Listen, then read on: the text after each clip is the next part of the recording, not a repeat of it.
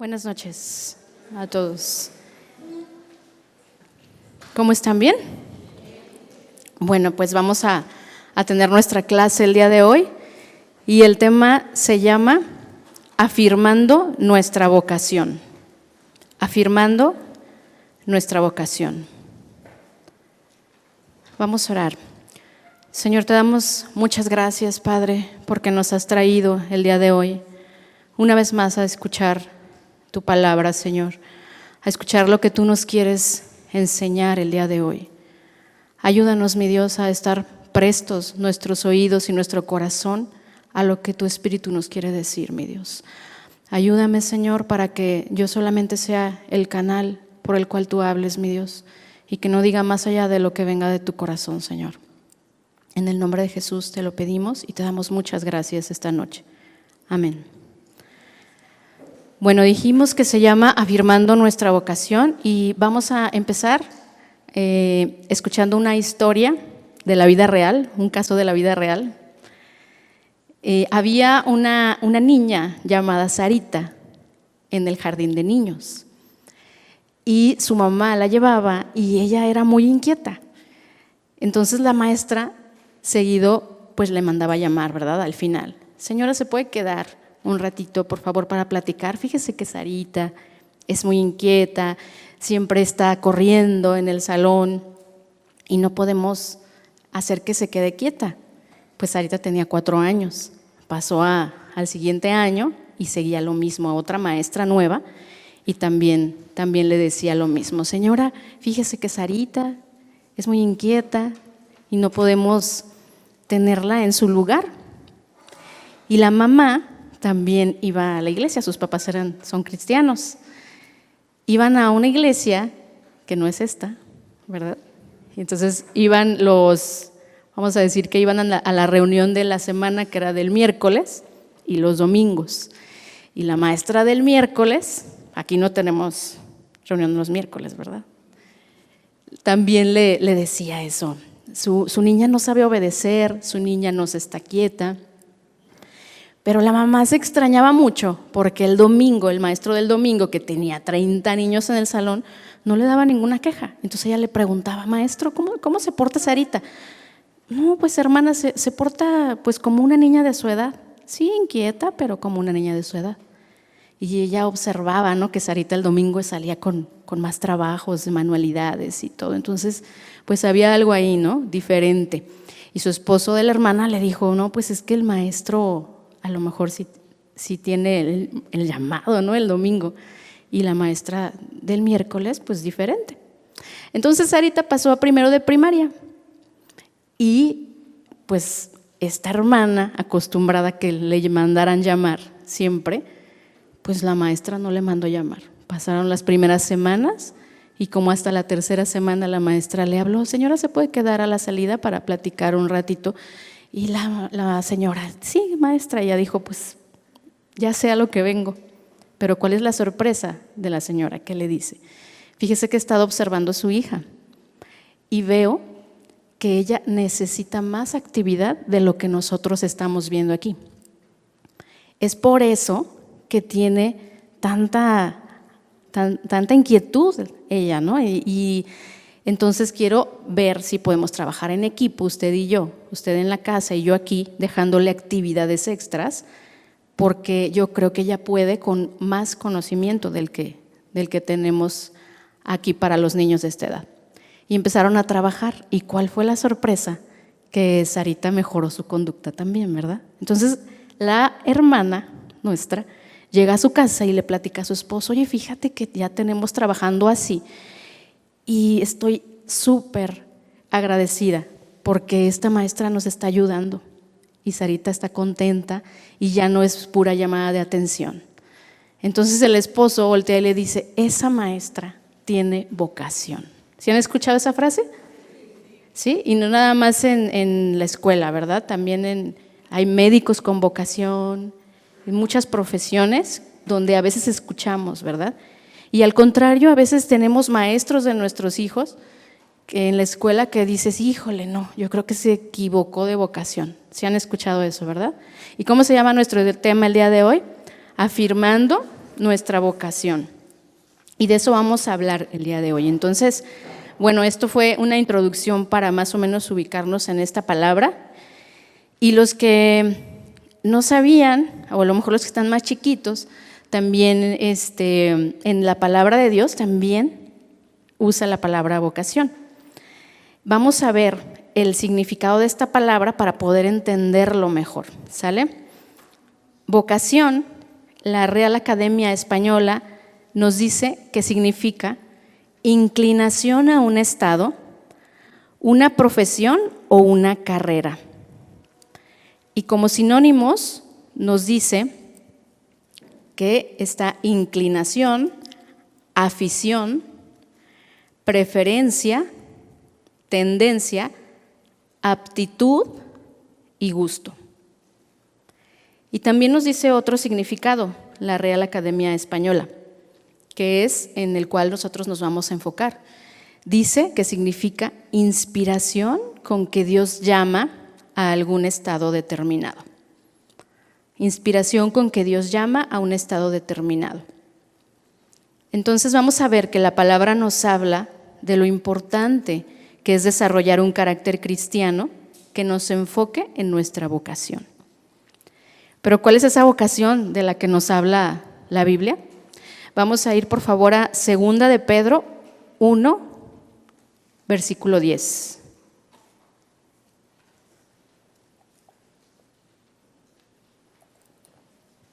Y dice, por lo cual, hermanos, tanto más procurad hacer firme vuestra vocación y elección, porque haciendo estas cosas no caeréis jamás.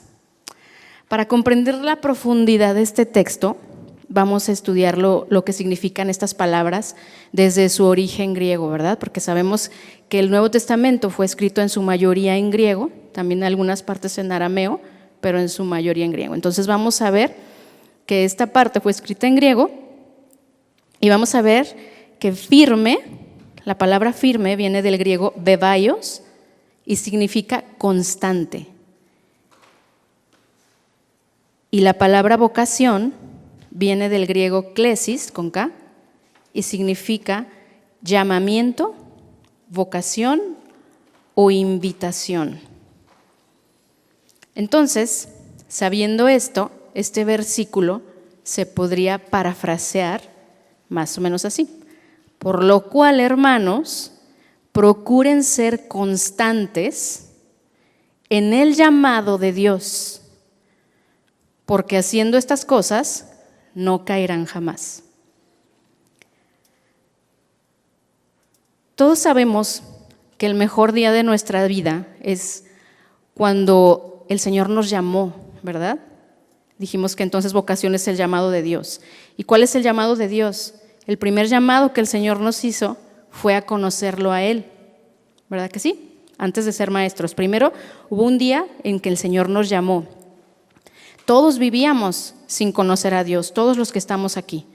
Y a lo mejor sabíamos o creíamos intelectualmente que existía Dios, ¿verdad? Porque dice Eclesiastés 3:11, dice, todo lo hizo hermoso en su tiempo.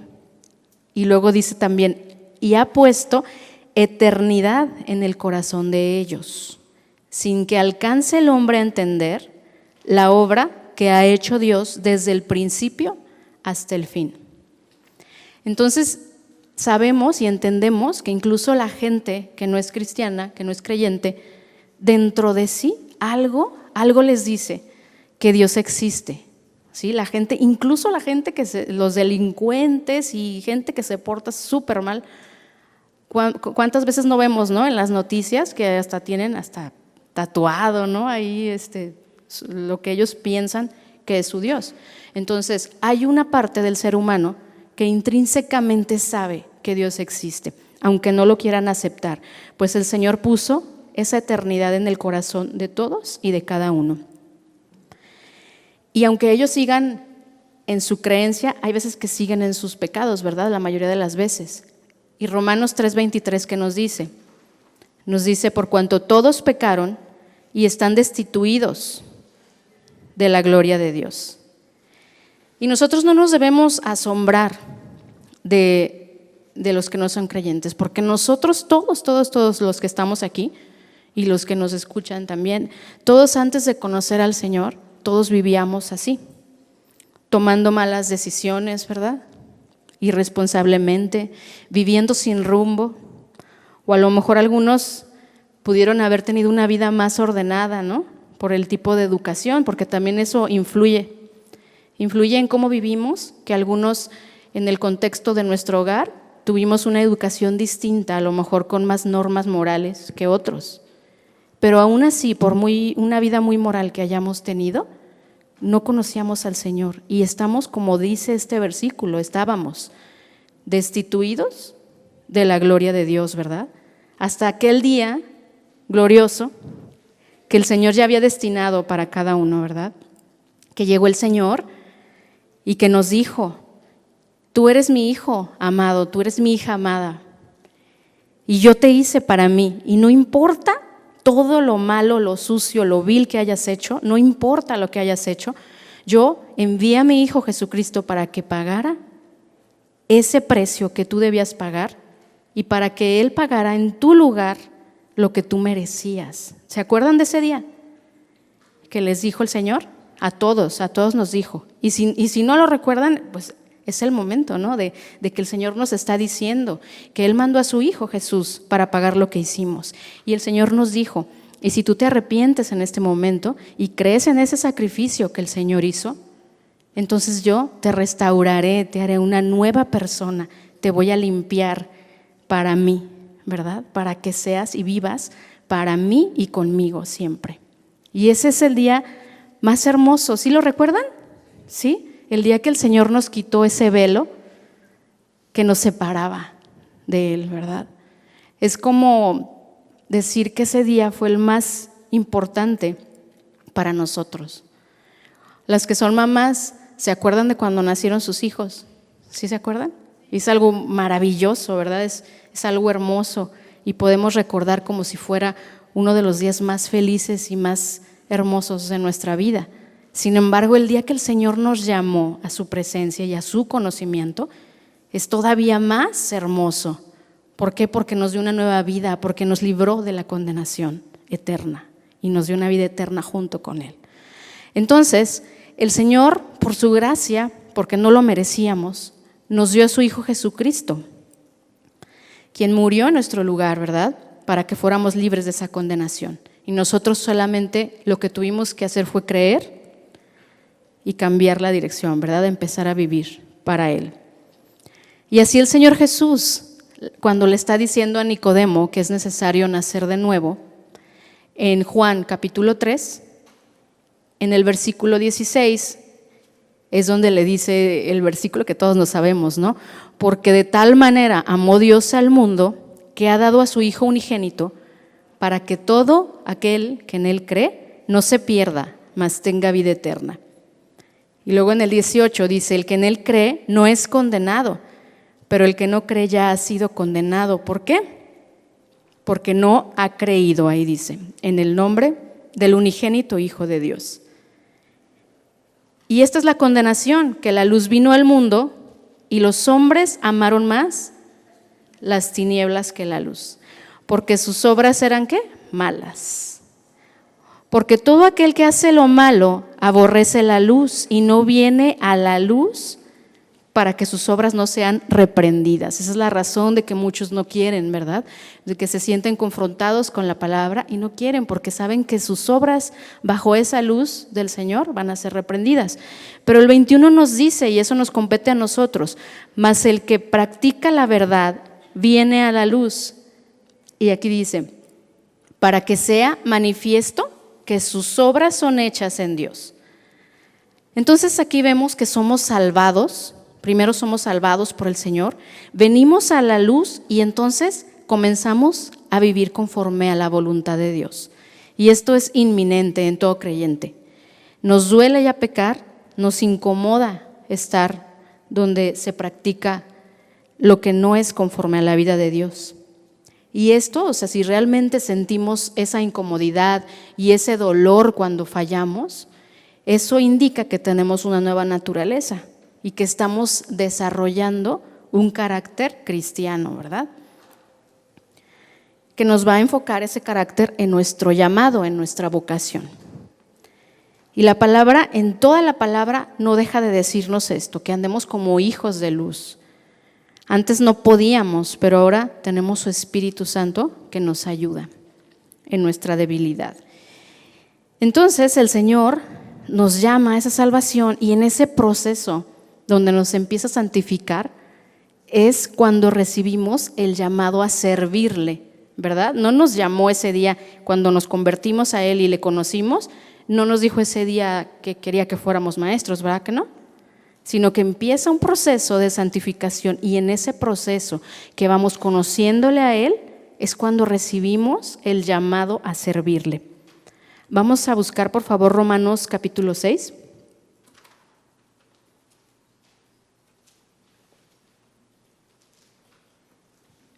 Y en el versículo 18, por favor. Y aquí nos dice, y libertados del pecado, viniste a ser siervos de la justicia.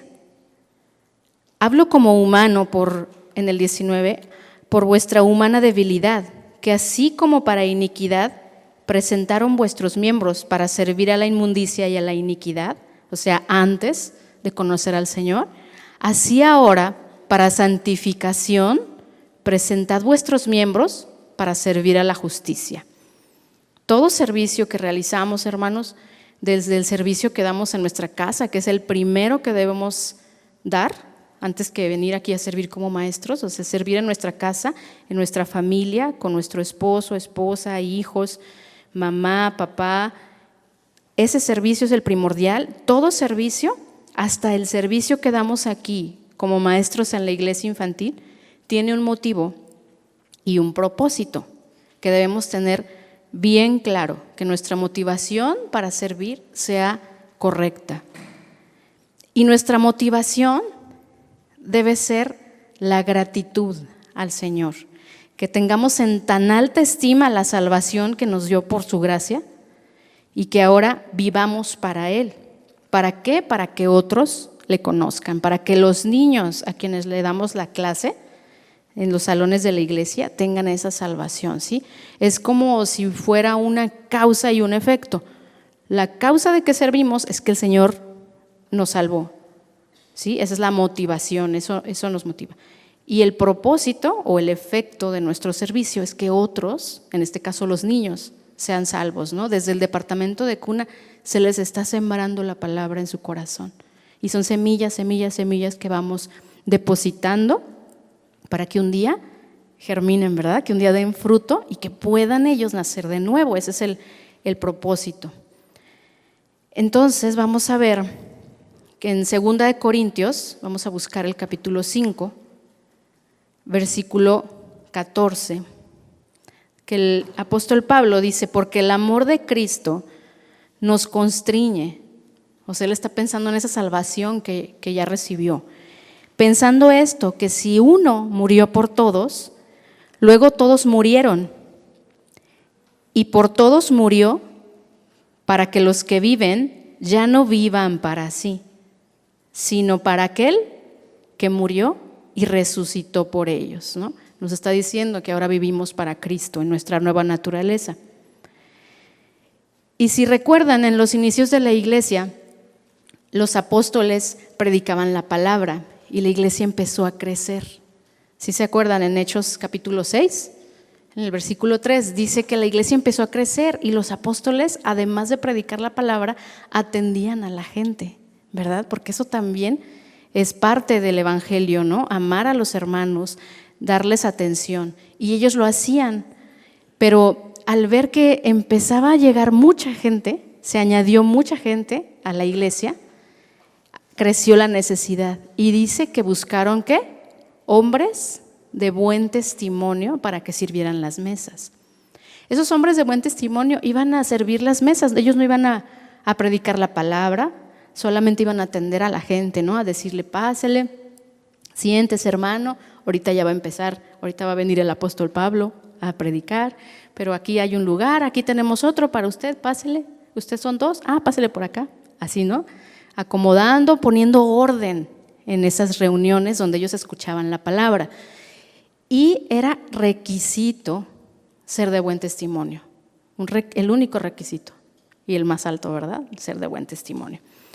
Entonces, ellos eran así, y ustedes también debemos saber nosotros que para ser maestros también ese requisito es el primero, ser de buen testimonio, ¿verdad?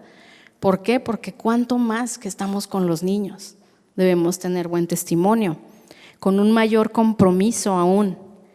Y debemos ser conscientes del papel del llamado dentro de la obra, porque además de sembrar la palabra a los niños, es una realidad que también les servimos a sus papás, ¿verdad?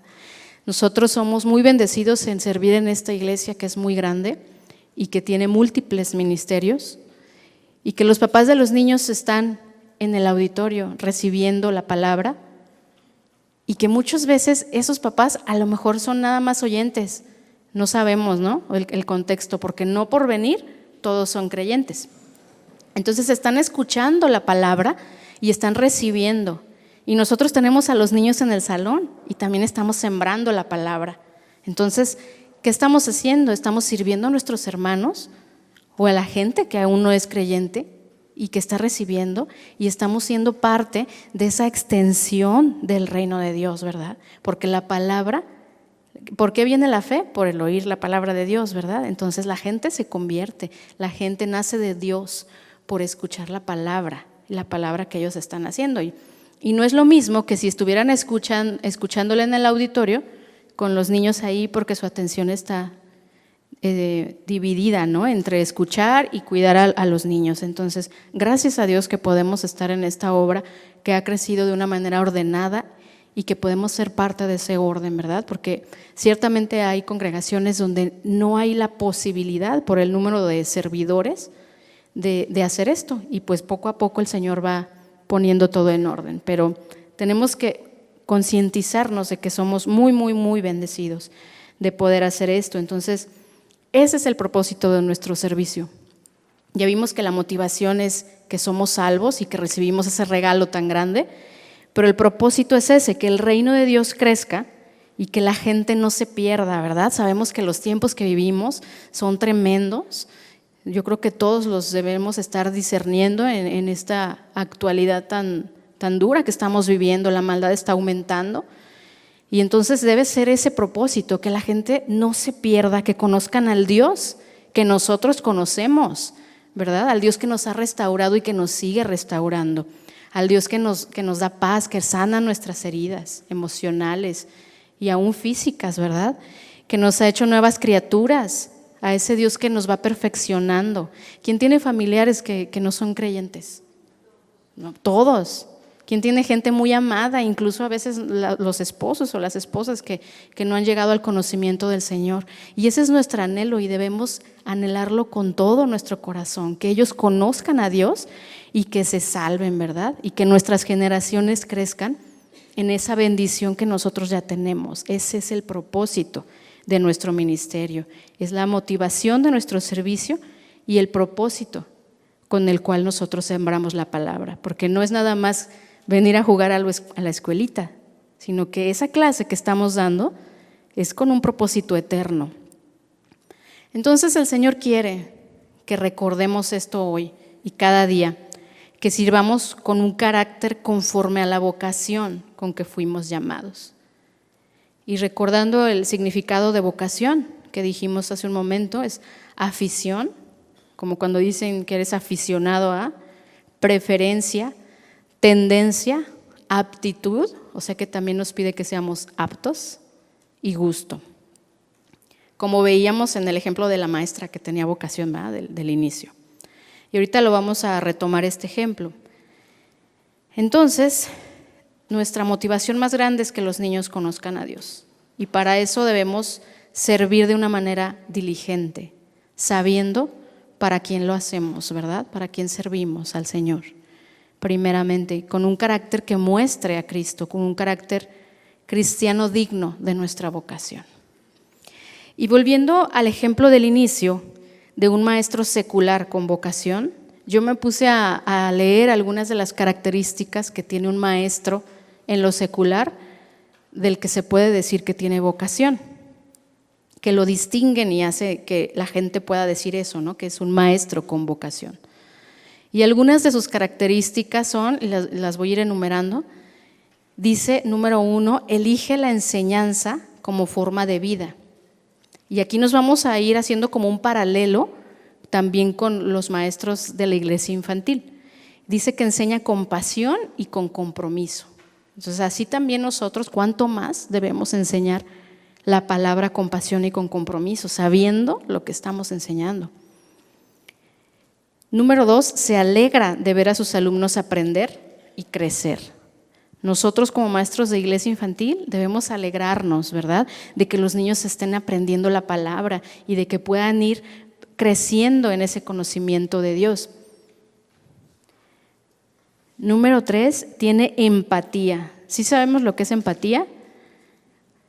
Empatía es entender las necesidades y los sentimientos de los alumnos, de los niños. Entonces nosotros como maestros debemos entender la necesidad de los niños a quienes estamos ministrando.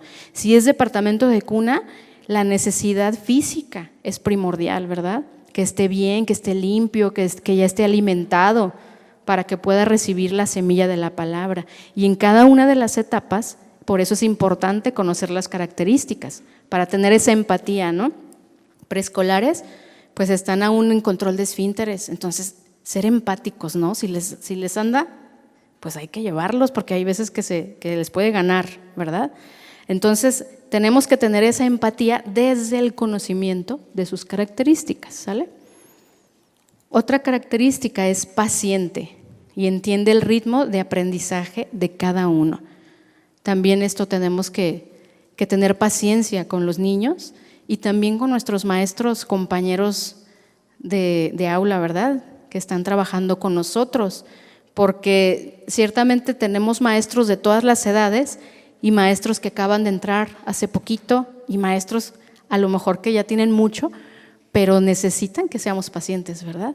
Todos somos diferentes y todos aprendemos a distinto ritmo, entonces nosotros tenemos que tener esa característica, ser pacientes. Y luego dice, tiene conocimiento y se prepara en lo que enseña. Pues cuánto más nosotros, ahorita vamos a abundar un poquito más en esto.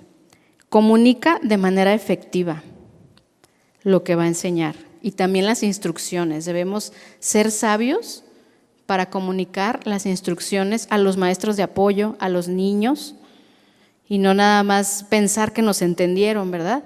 Y también nosotros, si no entendimos la instrucción de nuestro maestro cabeza o del coordinador, pues ir con toda la confianza y preguntar, ¿sí? Somos un equipo todos. Otra característica es que es flexible y se adapta a las necesidades académicas particulares de cada estudiante, de cada niño en este caso. O sea, vamos a ser flexibles porque sabemos que tenemos niños especiales y nos adaptamos a lo que cada niño necesita, ¿verdad? También con los maestros, si el maestro está enfermo, el maestro de apoyo, o a lo mejor tenemos un maestro de apoyo que está estudiando la prepa, la universidad, bueno, yo como cabeza de grupo a lo mejor estar en constante comunicación con él para saber cómo está en cuanto a sus trabajos, ¿no? Sabemos que es una etapa de mucha dedicación para los muchachos, entonces, ¿sabes que cómo estás en la escuela? ¿Cómo estás en esto? ¿Tienes proyectos finales? Si quieres, yo te apoyo y adecuamos el programa para que no te sea tan pesado, ¿verdad? Entonces, somos un equipo, todos aquí, si tenemos distintas responsabilidades, pero todos trabajamos con el mismo objetivo, que los niños sean salvos. Entonces, somos un equipo, somos hermanos y tenemos que apoyarnos unos a otros. Y bueno, estas son algunas de las características. La última es que siempre tiene respeto, ¿verdad? Y nosotros pues somos creyentes, cuanto más nos debemos respetar en amor a nuestros compañeros y a nuestros alumnos, ¿verdad? Esto es lo que nos dice la definición en lo secular de un maestro con vocación. Y nosotros como maestros de la iglesia infantil debemos constantemente estarnos examinando a ver si tenemos estas cualidades. Pero debemos tener aún más, aún más de las que mencionamos ahorita. Vamos a ver lo que el Señor nos dice en su palabra, que son las características que muestran que tenemos un carácter cristiano para servirle conforme a la vocación que Él nos llamó. Vamos a ir a 2 de Pedro, capítulo 1, versículo 3, por favor.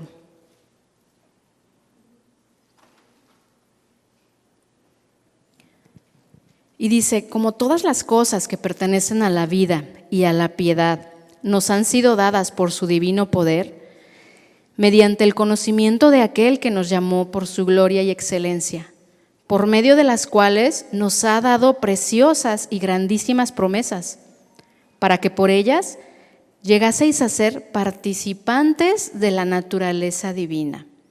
Esto quiere decir que por medio de la salvación, el Señor quiere que lleguemos a ser conforme a su carácter, ¿verdad? Dice, habiendo huido de la corrupción que hay en el mundo a causa de la concupiscencia.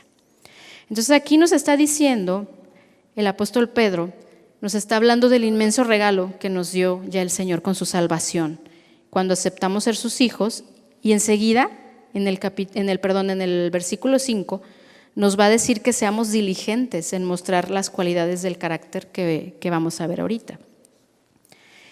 Dice en el 5, vosotros también, poniendo toda diligencia por esto mismo, añadid a vuestra fe virtud, a la virtud conocimiento, al conocimiento dominio propio, al dominio propio paciencia, a la paciencia piedad, a la piedad afecto fraternal y al afecto fraternal amor. Y vamos a ver que inicia con la fe. ¿Por qué creen que inicia? Todo tiene un porqué, ¿verdad? ¿Por qué pone primero la fe? Porque es lo primero que tenemos. Cuando nosotros llegamos a la salvación y que el Señor nos llama y le conocemos a Él, lo primero que tenemos es la fe, ¿verdad? En cuanto llegamos y, híjole Señor, tú hiciste esto por mí, me arrepiento y yo quiero vivir para ti, lo primero que tenemos es la fe, la certeza de lo que se espera, o sea que ya sabemos que tenemos esa vida eterna, y la convicción, que estamos convencidos, eso es la convicción de lo que no se ve, de que no vemos al Señor, pero creemos en Él, ¿verdad? Eso es la fe. Y dice que añadamos, dice añadid a vuestra fe, y aquí añadid dice que es dar en abundancia, con generosidad. Dice añadid a vuestra fe virtud, y el significado de virtud es poder dado por Dios para realizar obras de excelencia.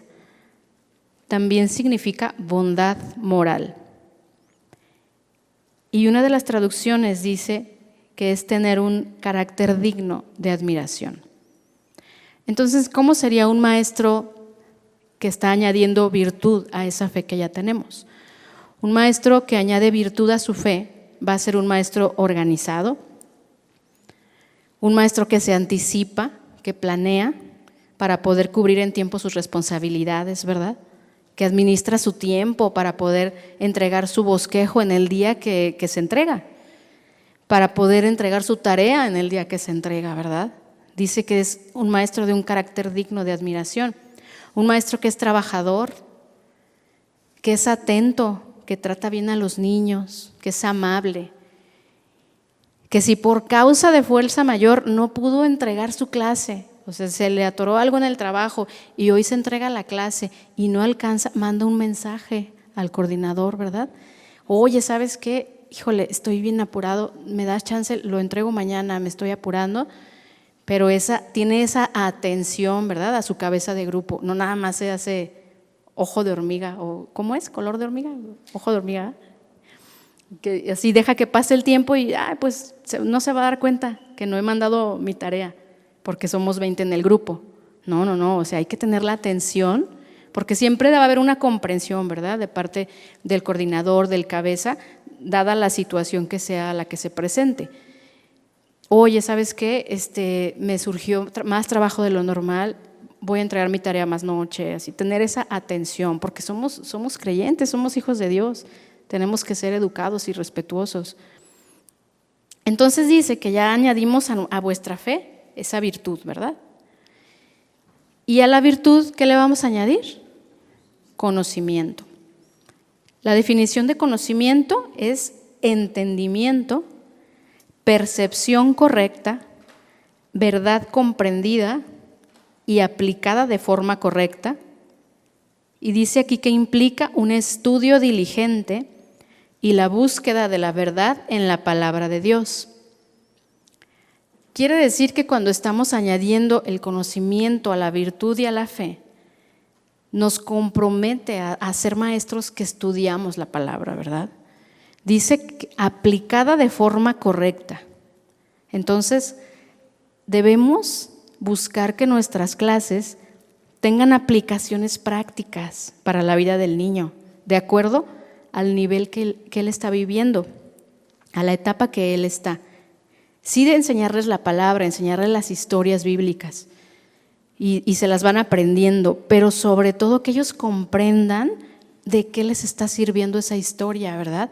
Por ejemplo, si les estamos dando la historia de Daniel y sus amigos, que el niño no nada más se vaya con la historia de Daniel y sus amigos que fueron metidos al horno de fuego, sino que el niño se vaya con el concepto de que él diga, híjole, o sea, pues ahorita no pasa eso de que hay una estatua y que me digan que me arrodille, pero ahorita sí pasa que me están diciendo a lo mejor en la escuela que yo esté de acuerdo con las cuestiones de identidad de género y yo no estoy de acuerdo. Entonces yo como Daniel voy a defender mi convicción y yo sé que aunque me estén atacando los demás y sean muchos, yo sé que el Señor va a estar conmigo y aunque siento que me quema el bullying que me hagan, el Señor está conmigo y que tenga el niño esa convicción. O sea, que se vaya sí aprendiendo la historia, pero ¿de qué le sirve? O sea, ¿cómo lo aplica a la etapa que él está viviendo? Eso significa que le demos la aplicación en forma correcta. Esa es nuestra responsabilidad como maestros, ¿verdad? Que los niños sepan cómo van a aplicar los principios que están en la palabra de Dios. Por eso es tan importante añadir aplicaciones a los bosquejos. Cuando el coordinador les pedimos que le añádale una aplicación, no es por molestarlos, es de verdad para que se cumpla el objetivo, ¿verdad? De lo que se va a enseñar a los niños, que de verdad estemos trascendiendo hacia, porque esos niños se van de aquí, vienen el sábado, el domingo, se van, pero en la semana ellos tienen luchas. Claro que tienen luchas y estamos viviendo unos tiempos donde los niños están sufriendo. Los niños que son creyentes y que ya nacieron de Dios allá afuera sufren muchas luchas y ataques de sus compañeros, porque el mundo está que se los quiere devorar, porque los quiere el enemigo para él. Estamos en los últimos tiempos, eso es inminente, o sea, se ve a leguas. Entonces debemos ser sabios en nuestras clases para poder mandar a esos niños a la guerra con toda la armadura puesta, ¿no? Los principios de la palabra, que sepan aplicarlos en su salón de clases, en la calle y en donde ellos estén, incluso con la familia que no es creyente. Y es importante que también sepamos elaborar las series con la guía del Espíritu Santo, no nada más por poner una serie, porque ya la hicimos hace 3 años, ¿verdad?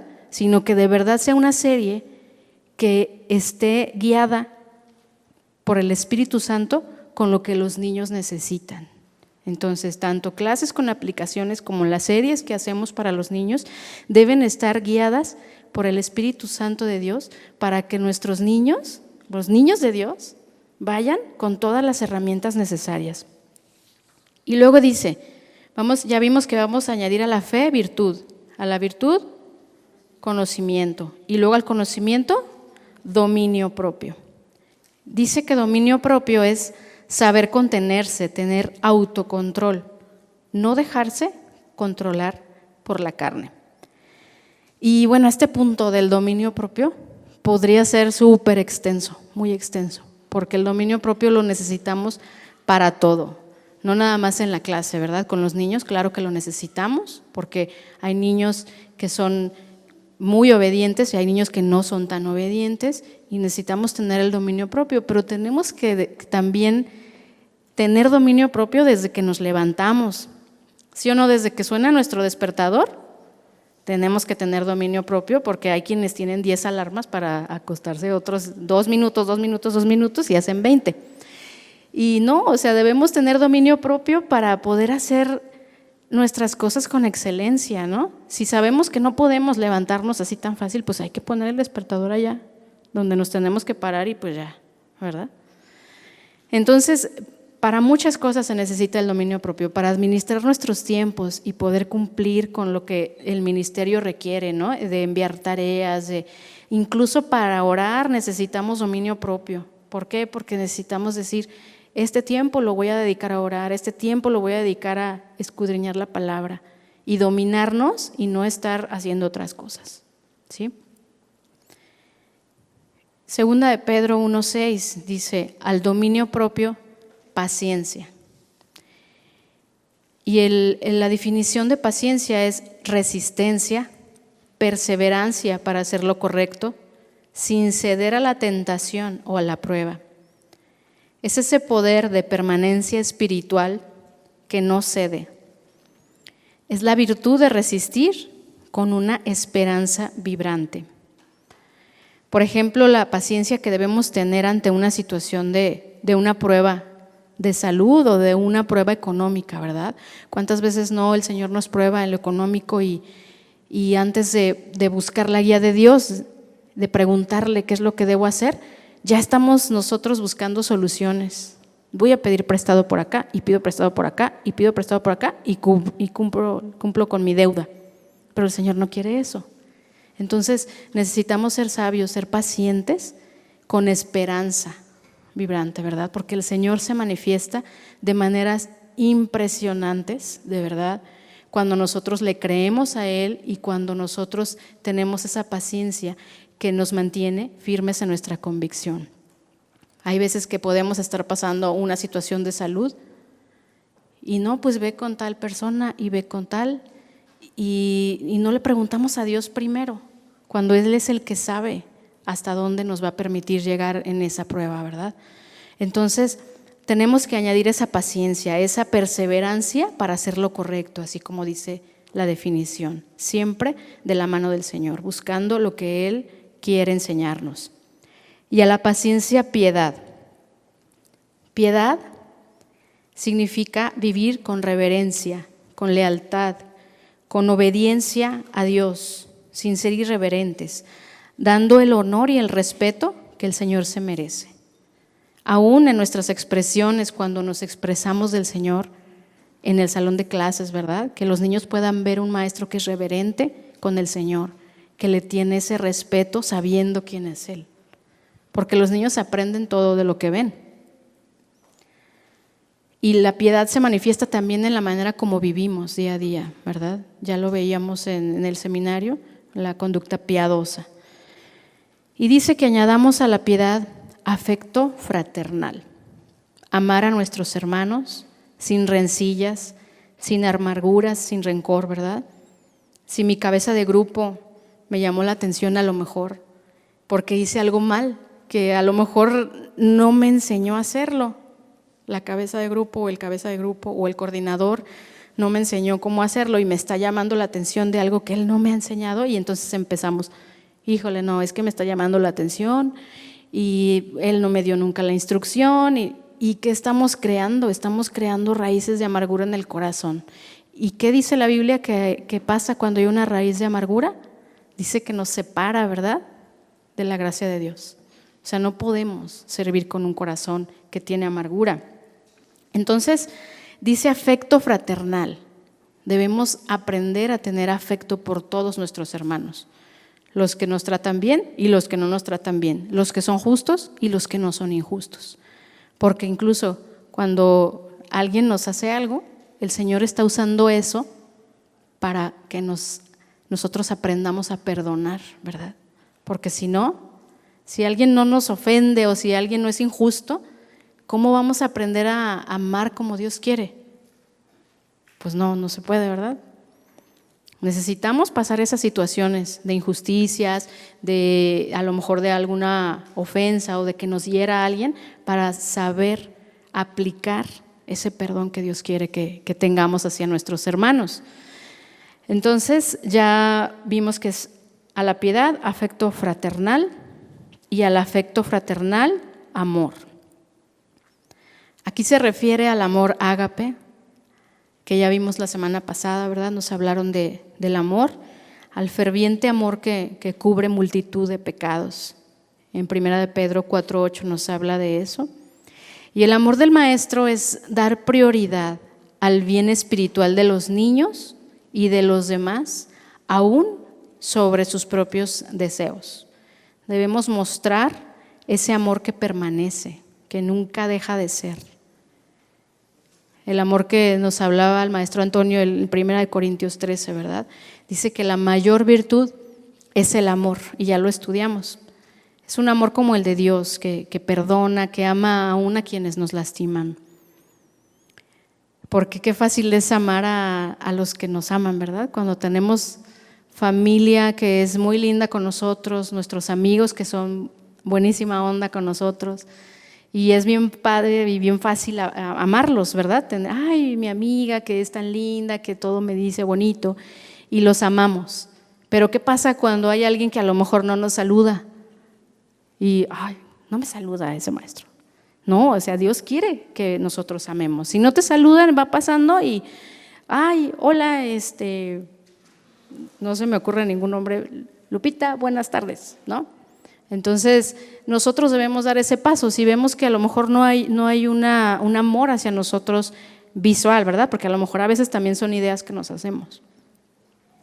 Entonces, debemos amar a todos, a los que nos aman y a los que no nos aman.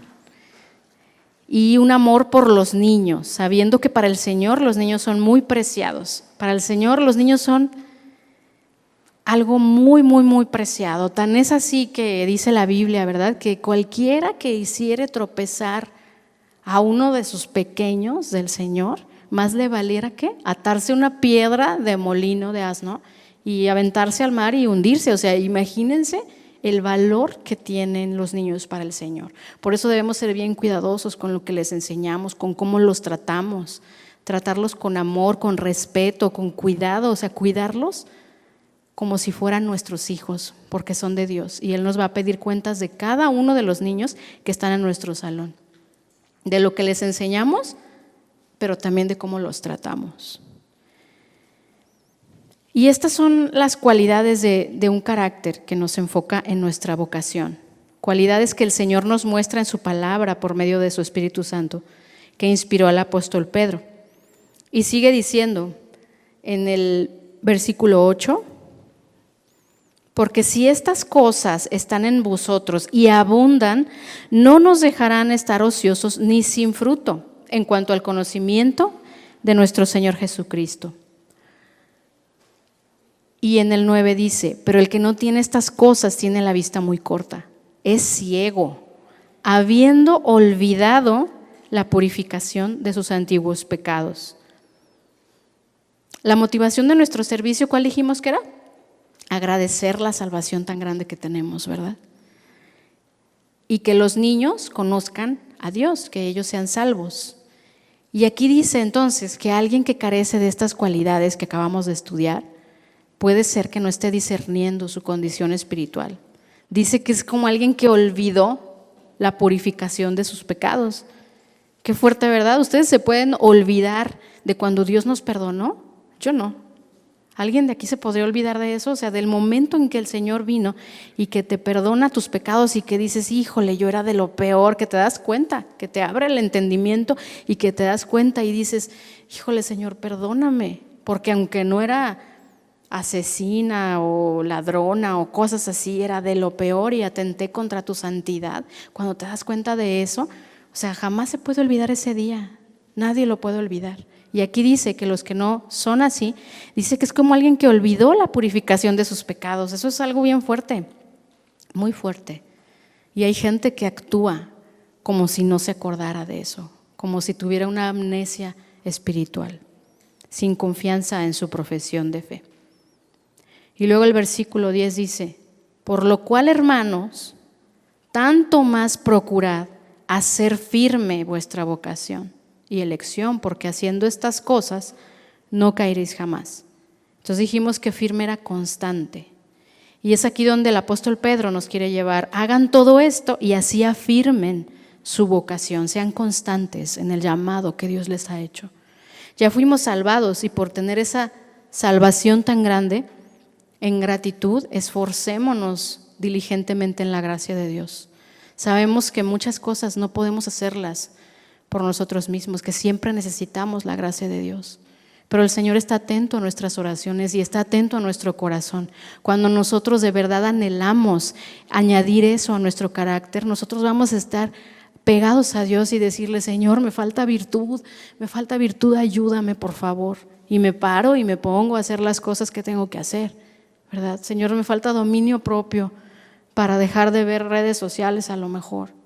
Y el Señor va a escuchar tu oración, pero tú también tienes que dar el pasito, ¿eh? Y Él te da la gracia. La gracia de Dios viene cuando nosotros decidimos obedecer. Entonces, necesitamos su gracia y su ayuda.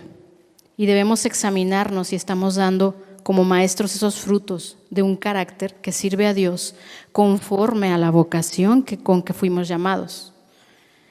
Pedro nos dice: hagan firme su vocación, como esas maestras que en la escuela dicen: ay, esa maestra sí tiene vocación. Así deben decir de nosotros. Estos maestros de casa de oración, del jueves, del sábado, del domingo, son bien dedicados, tienen vocación, de verdad saben que Dios los llamó, ¿verdad? Porque esa es nuestra vocación. La vocación de un doctor es vocación de doctor, vocación de enfermera, vocación de maestro de la escuela primaria, pero nuestra vocación, ¿cuál es? Primeramente es vocación de ser hijos de Dios, vocación de ser cristianos, vocación de siervos de Dios, ¿verdad? Que aunque no estemos prestando el servicio de maestros, somos siervos de Dios, estando aquí, estando en la calle, estando en nuestra casa, que tengamos esa vocación de servir y de compartir el evangelio a otros, y vocación de maestros de los niños de Dios, porque haciendo estas cosas, dice, no caeréis jamás. Y no significa que nunca nos vamos a equivocar, ¿verdad? Porque somos súper imperfectos, la regamos y diario, y hoy la regamos y mañana también, porque somos imperfectos, y gracias a Dios que somos imperfectos, ¿verdad? ¿Por qué? Porque entendemos que el único perfecto es Dios y que el único que nos puede ayudar a mejorar y a crecer es Él. Entonces no significa que no nos vamos a equivocar, esto que dice de no caeréis jamás, significa que va a venir la prueba, va a venir la lucha, va a venir el desánimo a lo mejor, pero no nos vamos a quedar ahí tirados, sino que el Señor nos va a levantar, ¿verdad? Vamos a pedir de su gracia para poder seguir adelante con lo que Él nos va pidiendo cada día, porque ciertamente cada día hay algo que nos está pidiendo y tenemos luchas cada día, y entonces vamos a seguir adelante y vamos a tener una actitud correcta para retomar si nos equivocamos, para corregir y para seguir aceptando la instrucción del Señor a través también de nuestros líderes, ¿va? Porque ciertamente sí, hay veces que hay desánimo en el servicio también. Y cuando pase esto, pues vamos a recordar por qué servimos, recordando de dónde venimos, que el Señor nos salvó. Cuando nosotros nos sintamos desanimados, porque claro que viene el desánimo en todos, somos personas de carne y hueso, no dejarnos envolver en nuestras emociones, porque algunos maestros pueden estar desanimados y de repente puedes decir: híjole, no, yo ya no puedo ni con mi vida, ni mucho menos con el ministerio. Hay veces que así nos sentimos, porque todos aquí nos saludamos ahorita muy, muy lindos todos, pero vivimos situaciones difíciles, cada uno, ¿verdad? Cada uno de nosotros tenemos situaciones en casa y en nuestras familias difíciles, y algunos pueden tener desánimo. Y vamos a ver en Isaías 42:3 lo que nos dice el Señor, una palabra muy bonita de una promesa del Señor. Porque cuando viene el desánimo, a veces el enemigo se quiere aprovechar y añadir más desánimo para estorbar el propósito. Y dice Isaías 42:3, no quebrará la caña cascada. Aquí está hablando proféticamente del Mesías, del Señor Jesús. Dice: no quebrará la caña cascada, ni apagará el pábilo que humeare, por medio de la verdad traerá justicia. Aquí está hablando del Señor Jesús, el profeta Isaías, y dice que no quebrará la caña cascada. La caña cascada era una caña gastada. Muchas veces para entender la palabra necesitamos estudiar también las costumbres de ese tiempo de donde se escribió, ¿no? el texto que estamos estudiando. Y aquí nos habla de que en ese tiempo los pastores usaban las cañas para hacer un instrumento musical. Y cuando estaba gastada esa caña, la rompían porque ya no servía. Y dice también un ejemplo dice, ni apagará el pábilo que humeare. ¿Han visto una vela que tiene el pábilo? Entonces la encendemos y luego ya cuando se va acabando, ya nada más empieza a echar humo y se ve una chispita, así nada más, ¿verdad? Pero ya no da luz. Y podríamos decir que eso ya no sirve para nosotros, como los pastores que decían que la caña ya no servía. Y aquí nos dice que el Señor Jesús no quebrará la caña cascada, ni apagará el pábilo que humeare, sino que por medio de la verdad traerá justicia. Entonces a veces nos podemos sentir tan desanimados, así como ya muy desgastados, que nos vamos a romper, o como ese pábilo que ya no da luz. Así nos podemos sentir a veces, porque a todos nos llega el desánimo.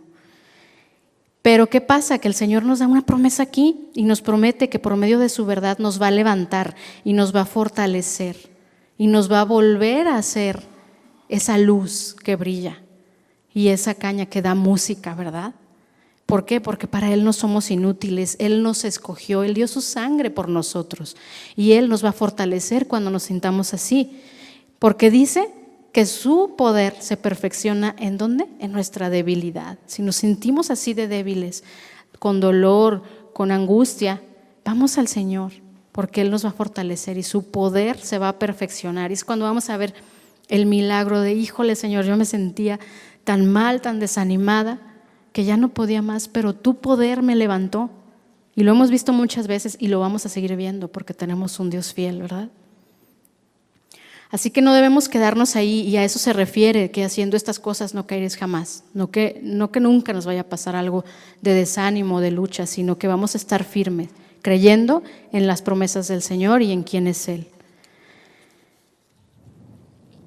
Entonces el llamado de Dios nos ha hecho servir como maestros y es una bendición muy grande y debemos verlo como una honra, como un privilegio honroso. Es una bendición ser parte de esa extensión del reino de Dios, porque estamos expuestos cuando preparamos un sermón para los niños, estamos expuestos primeramente nosotros a la palabra de Dios. Cuando preparamos, ¿verdad? Así sea para los bebés, estamos expuestos y el Señor nos habla. Y la palabra de Dios es la que nos santifica y la que nos va haciendo crecer. Y en la práctica, cuando venimos a servir, es cuando el Señor nos prueba esa palabra y nos va perfeccionando. Dice Efesios 4, versículo 1. Aquí es el apóstol Pablo confirmando esta palabra. Dice, yo pues, preso en el Señor, os ruego que andéis como es digno de la vocación con que fuisteis llamados, con toda humildad y mansedumbre, soportándoos con paciencia los unos a los otros en amor, solícitos en guardar la unidad del Espíritu en el vínculo de la paz, un cuerpo y un espíritu, como fuisteis también llamados en una misma esperanza de vuestra vocación. ¿Cuál es nuestra vocación? Somos hijos de Dios, llamados a servirle a Dios en el ministerio de maestro, a servirle a sus niños para que su reino se extienda, para que los niños conozcan de Él. Entonces, pidamos al Señor su ayuda, hermanos, para poder añadir estas cualidades a nuestro carácter, para añadir a nuestra fe esa virtud, conocimiento, dominio propio, paciencia, piedad, afecto fraternal y amor, para que no seamos ninguno de nosotros como un ciego que se olvidó de la salvación tan grande que hemos recibido, sino que recordemos ese maravilloso regalo de la salvación y le sirvamos al Señor de la mejor manera en nuestra vida diaria y en el ministerio, en los salones con los niños, ¿verdad? Y que sepamos que debemos seguir su ejemplo cada día y en todo lo que hacemos. Y que si vemos que nos estamos examinando y nos hace falta, porque ciertamente nos hace falta mucho a todos, en cada una de las áreas, que podamos tener esa confianza. Dice el Señor que nos acerquemos con corazón sincero y que podamos estar en oración y Señor, ayúdame si me falta conocimiento, ayúdame si me falta dominio propio. Que estemos rogando a Él por eso y Él nos va a ayudar porque Él es un Dios fiel y Él quiere que crezcamos en Él, ¿verdad? Pues vámonos con esto, maestros, y vamos a orar. Señor, te damos muchas gracias, Padre. Gracias por tu palabra. Gracias porque tú estás con nosotros todos los días, como tú nos prometiste. Gracias aún por las pruebas, Señor, porque tú las permites para ver el tamaño y el calibre de nuestra fe. Gracias, Señor, porque podemos darnos cuenta de nuestra debilidad y porque sabemos que te necesitamos, Señor, para todo lo que hacemos, Señor, para todo, aún pequeño, levantarnos temprano, para cualquier situación, Señor, te necesitamos a ti, porque somos débiles, mi Dios, y solamente podemos hacer las cosas bien cuando tú nos ayudas. Te queremos pedir esa ayuda, Señor, tu gracia, mi Dios, para que podamos con tu gracia añadir todas estas cosas que tú nos dices y que la gente afuera pueda ver que somos hijos tuyos, Señor, que tú nos salvaste y que ellos también puedan alcanzar esa salvación y llegar al conocimiento de ti, Señor. Que nuestro corazón arda por esas almas que aún no te conocen, Señor. Que podamos sembrar la palabra a los niños con ese amor que tú nos tuviste el día de nuestra salvación. Que podamos enseñarles cómo los amas tú y que tú los estás esperando para darles esa salvación y esa vida eterna a tu lado, Señor. Ayúdanos, mi Dios, a ser dignos de la vocación a la que tú nos has llamado, Señor. Gracias, mi Dios, te lo rogamos en el nombre de nuestro Señor Jesucristo. Amén.